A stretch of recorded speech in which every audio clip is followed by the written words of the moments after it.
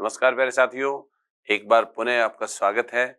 और अब व्याख्याता भर्ती परीक्षा का पंच लगाने का वक्त आ गया है, अर्थात अब मुक्का मारने का वक्त आ गया है। सारी टेंशन को इधर छोड़ दे और अपनी सफलता का रथ आरपीएससी की ओर मोड़ दे। बस इसी भावना के साथ में तुम विद्यार्थी नहीं, तुम शिक्षार्थी नहीं, तुम सारथी नहीं, तुम महारथी हो। अपने आप को महारथी समझना है। देखो, विद्यार्थी वो होता है जो तय सिलेबस को पढ़ता है, बार बार पढ़ता है, टेस्ट देता है, डरता रहता है क्या होगा क्या नहीं होगा। ठीक है। शिक्षार्थी वो होता है जो तय सिलेबस को पढ़ता है, ज्ञान हासिल करता है, अपने ज्ञान को व्यवहार में ढालता है, चरितार्थ करता है, एग्जाम से सीखता है और हर बार नया बन के आता है और दूसरे लोगों को भी मोटिवेट करता है। सारथी वो होता है जो एक बड़े ग्रुप को मोटिवेट करता है, अपना जो है पथ प्रदर्शक के तौर पे या एक मोटिवेटर के तौर पे दूसरे लोगों की भी मेंटल काउंसलिंग करता है, जो उसके यार दोस्त हो सकते हैं। ठीक है। तो इस तरीके से जैसे आप विद्यार्थी या फिर आप शिक्षार्थी, ये एक एलैबोरेटेड फॉर्म है, या फिर आप सारथी या फिर आप महारथी। ये लो। तो मैं चाहता हूं कि आप ये बने, ये तय सिलेबस को पढ़ के उसको अपने लिए यूटिलाइज करता है, ये उसको पढ़ के दूसरे लोगों को भी जो है एनलाइटन करता है, प्रकाशित करता है, ये एक बड़े समूह को प्रकाशित करता है और ये हजारों लाखों की संख्या को मोटिवेट करने वाला है। आपको पता है, पौराणिक काल में महारथी वो होते थे जो 10-10 हजार लोगों से भिड़ जाया करते थे। तो तुम भी वो महारथी हो, क्योंकि अब एग्जाम के अंदर जो आपका रेशियो है फॉर्म्स का और एक कैंडिडेट का, वो अप्रोक्सीमेटली 1000 है।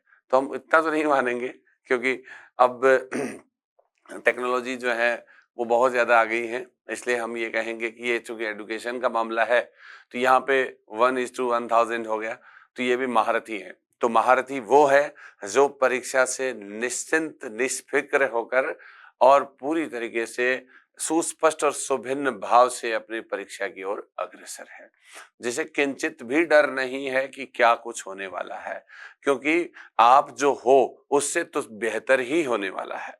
आप जो हो उससे तो बेहतर ही होने वाला है।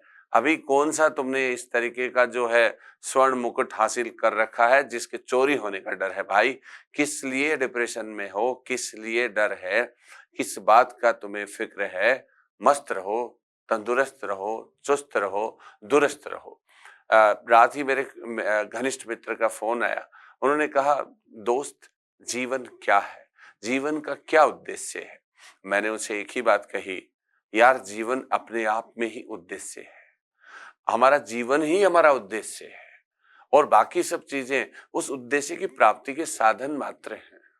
तो आप स्वस्थ हैं, मस्त हैं, तंदुरुस्त हैं, यही आपकी सबसे बड़ी उपलब्धि है।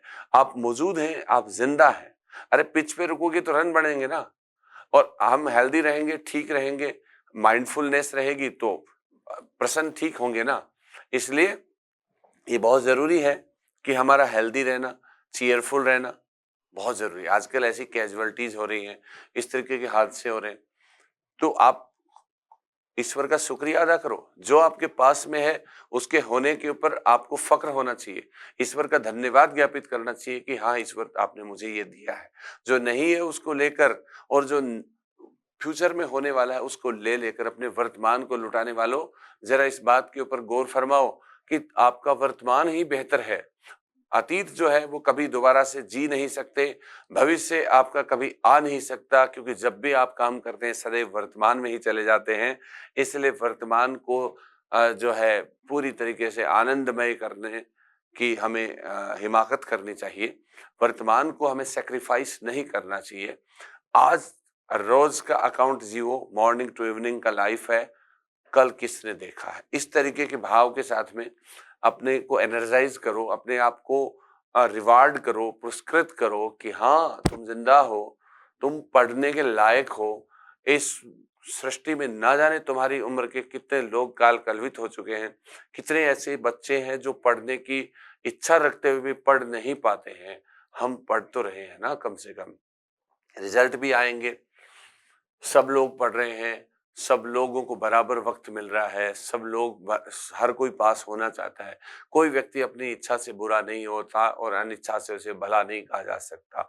फिर भी हमारी स्ट्रैटेजी जो होती है, हमारी रणनीति जो होती है, हमारा जो दिमाग का लेवल होता है, हमारी जो सोच होती है, वो हमें खत्म कर देती है। हमारी बुद्धिमत्ता को पुष्ट करना चाहिए। हमारे अहंकार और हमारे डर को कदापि आप पुष्ट ना करें। अहंकार कि बिना पढ़े ही पास हो जाए, बिना खेले ही गेम जीत जाए, है ना, बिना चले ही मंजिल आ जाए, ये तो अहंकार को पुष्ट करने वाली बातें हैं। कुछ असफल लोगों को चारों ओर देखकर सफल होने का एहसास कर लेना ही असफलता है। तो हमें ये देखना है कि हाँ, फला व्यक्ति इतनी अच्छी मेहनत कर रहा है, मैं भी मेहनत करूंगा। और मेहनत करने वाले हर व्यक्ति को फल मिला है, और किसी को आज मिला है तो किसी को कल मिला है। तो बिल्कुल भी आपको डरने की कोई जरूरत है नहीं। एग्जाम में डरना एक स्वाभाविक प्रक्रिया है, लेकिन अत्यधिक डरना और ये दिमाग को स्टक कर लेना, फंसा लेना, ऐसे इसको इतना भारी कर लेना जैसे कि हाथ पैर फूल गए हों, सर फूल रहा है, तो ये पढ़ाई नहीं, डिप्रेशन है। ये एक आपकी ऐसी अवांछित कल्पना है जो आपने दिमाग में कर ली है, अपने आप को बहुत ज्यादा जिम्मेदार मान लिया है कि यार अभी नहीं तो कभी नहीं। नहीं, ऐसा कुछ भी नहीं है। अभी नहीं तो कल सही, कल ना सही तो परसों सही, परसों ना सही तो नरसों सही, और ना तो ना सही। क्या बिगाड़ लेंगे यार, तुम हो ना, कुछ और अच्छा मिलेगा। अरे ईश्वर ने जिसको बनाया है, ईश्वर की जो रचना है वो इतनी बेहतरीन है, उन्होंने आपको कुछ न कुछ अच्छा करने के लिए भेजा है। और ईश्वर आपको विभिन्न माध्यमों के द्वारा वो इंडिकेटर आपको भेजता है कि आप किसके लिए बने हो। किसी को एग्जाम में पढ़ के पास करके नौकरी लगा देगा ईश्वर, किसी को नेता बना देगा, किसी को अभिनेता बना देगा, किसी को मोटिवेटर बना देगा, किसी को सोशल क्रिएटर बना देगा। न जाने आप क्या हो, तुम नहीं जानते हो तुम क्या हो। तो अपना मूल्यांकन आप ऐसे नहीं कर सकते किसी एक दो कागज के टुकड़ों से, किसी दो ढाई घंटे के पेपर से। किसी बच्चे का कोई मूल्यांकन नहीं होता है। इसलिए निष्फिक्र होकर एग्जाम को एक ऐसे अंदाज से दें, तो अच्छे अंदाज से देंगे तो ना केवल सफलता मिलेगी, बल्कि साथ में दूसरे लोगों को भी जीने का सलीका देने वाले महारथी कहलाएंगे आप। लोग नजीर देंगे आपकी। वरना वही है, लो फील कर लो साहब, उल्टियां कर लो, नींद मत लो। अरे क्या हो जाएगा इससे? क्यों अपने पे इतना प्रेशर लिए बैठे हो बाबा? क्या है ये? अरे कितने नौकरी लगे हुए काल कलवित हो जाते हैं, कभी किसी को कार्डियक अरेस्ट हो जाता है, कभी किसी को कुछ हो जाता है। जिंदगी छोटी सी तो है ना, इसमें क्यों तो खुद दुखी रहते हो, क्यों अपने रिलेटिव्स को दुखी करते हो, क्यों अपने नाते रिश्तेदारों को प्रेशर में लाते हो? क्यों भाई? मत बोलो उनको आप प्रेशर में हो, मत कहो उनको कि आप एग्जाम को लेकर भयभीत हो। आप कहो कुछ नहीं है। क्या है मृत्यु? बाहुबली में कहता है ना, क्या है मृत्यु? तो कहता है कि युद्ध के नाम से पलायन कर जाना है मृत्यु। तो यहाँ पे क्या है मृत्यु? यहाँ पर क्या, मृत्यु की जगह असफलता ले लो। क्या है असफलता? असफलता परीक्षा के नाम से और अपने परिणामों के संभावित खतरे को मद्देनजर रखते हुए परीक्षा के मैदान से चले जाना या फिर चले जाने जैसा हो जाना ही है असफलता। तो इसलिए कदापि असफलता का, एग्जाम में फेल होना असफलता नहीं है। एग्जाम में फेल होने का निरंतर भाव होना और अनिष्ट की निरंतर आशंका होना है असफलता। इसलिए मैं केवल आपसे इतना ही कहना चाहता हूं कि बचे हुए 5 दिनों में ऐसा पंच मारो, ऐसा मुक्का मारो कि आपको सफलता झड़ झड़ के गिर जाए आपकी झोली में। समझ गए? ये बात है। तो मजा आता है सफलता की, इसी सफलता असफलता की आंख मिचोली में, जब आपके सफलता गिरेगी झोली में। समझ गए? तो एकदम चल चकास टाइप में रहने का और बढ़िया परफॉर्म करो। आपकी जो स्ट्रैटेजी और आपकी जो प्लानिंग है वो निश्चित रूप से एग्जीक्यूट होगी।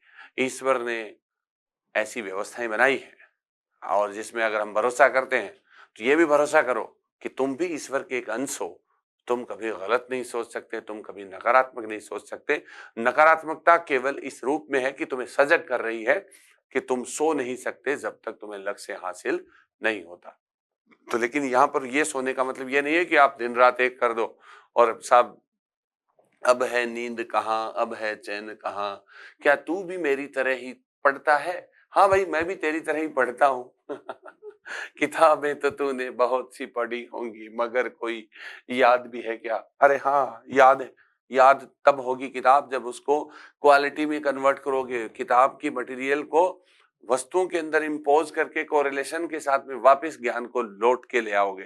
खैर फिलहाल जो आपने कर लिया सो कर लिया, आपका अपना स्टाइल है। सब व्यक्ति यूनिक होते हैं, हर व्यक्ति का कितना सिलेबस हुआ है, कितना नहीं हुआ, रूमर्स, फालतू के कॉन्टेक्स्ट वगैरह सब डिलीट कर दो और केवल अपनी स्ट्रेटजी, अपने प्लान, अपने रास्तों पर चलो। मैं कह रहा हूं कि आपको रोकने वाला कोई नहीं है। इस समर के विजेता तुम हो और केवल तुम। ठीक है, तो बस पर्याप्त नींद लें, हल्का फुल्का भोजन करें, जंक फूड नहीं खाएं, माइंडफुलनेस के साथ रहें। सफलता की असफलता की बात ही छोड़ दो, केवल अच्छा पढ़ना है, ईमानदारी लॉयल्टी के साथ रहना है, ऑनेस्टी के साथ रहना है और निरंतर आपके अच्छे होने का भाव आपके दिमाग में रहना है कि मैं, ये तो मेरे लिए कुछ भी नहीं है, ये तो मैं नॉर्मल कर रहा हूं, अभी तो मेरा वक्त आएगा। यही नहीं कि यही मेरा लास्ट वक्त है। This is not your one stop. अभी आपकी जिंदगी में बहुत कुछ होना है और आपको बहुत कुछ पाना और बहुत कुछ खोना है। इसलिए बिल्कुल भी नहीं रोना है। Wish you all the best.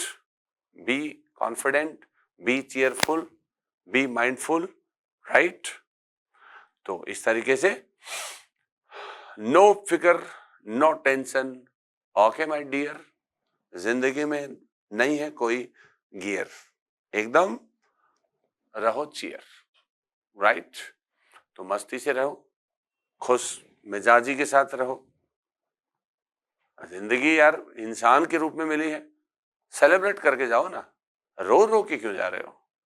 जीना है तो हंस के जियो, वही गाना है ना वैसे।